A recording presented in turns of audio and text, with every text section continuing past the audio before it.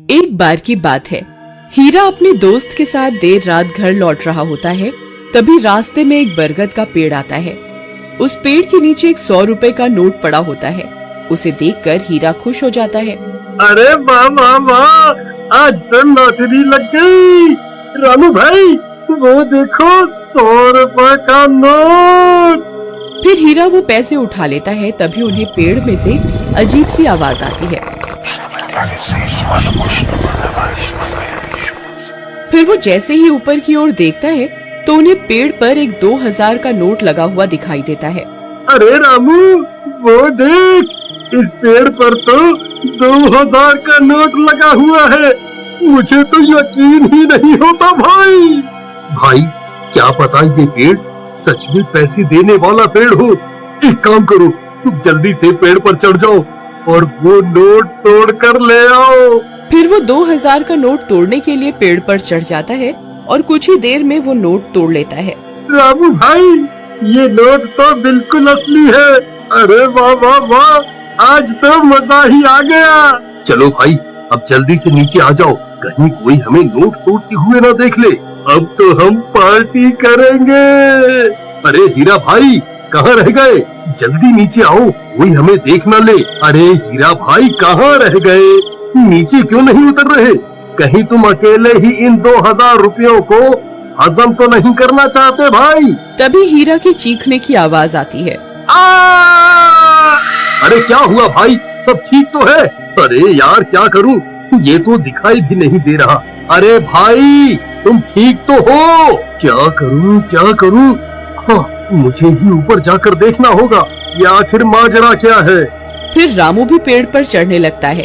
तभी पेड़ से किसी के गुर्राने की आवाज आती है। रामू वहीं रुक जाता है। आई मम्मी, ये कैसी आवाज है? अरे कमबख्त हीरा, ये कैसी डरावनी आवाजें निकाल रहा है। मुझे पता है तू अकेला ही इन 2000 रुपयों को हजम करना चाहता है। आई मम्मी, कौन है भाई? अरे हीरा तेरा नाश मिटे कमबख्त, तुझे क्या लगता है तू मुझे यूं डरा कर 2000 रुपए हजम कर जाएगा? मैं अपने हिस्से के पैसे नहीं छोड़ूंगा। हाँ। फिर डर के मारे रामू वहाँ से भाग जाता है। अरे मर गया रे, भागो रे। सुबह होने पर रामू सीधा हीरा के घर हिस्से के पैसे लेने पहुँच जाता है। ए हीरा दरवाजा खोल, मैं अपने हिस्से के पैसे लेने आ गया। चल जल्दी मेरे पैसे निकाल। फिर हीरा की पत्नी दरवाजा खोलती है। रामू भैया आप, अच्छा हुआ आप आ गए।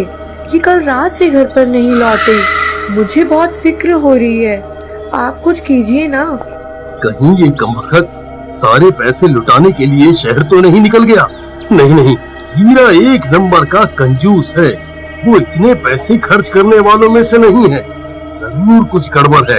राधा बहन चलो मेरे साथ। फिर रामू राधा को अपने साथ लेकर उस बरगद के पेड़ के पास पहुंच जाता है। राधा बहन, हम रात को इसी रास्ते से आ रहे थे, तब हमें इस पेड़ पर 2000 रुपए का नोट लगा हुआ दिखाई दिया।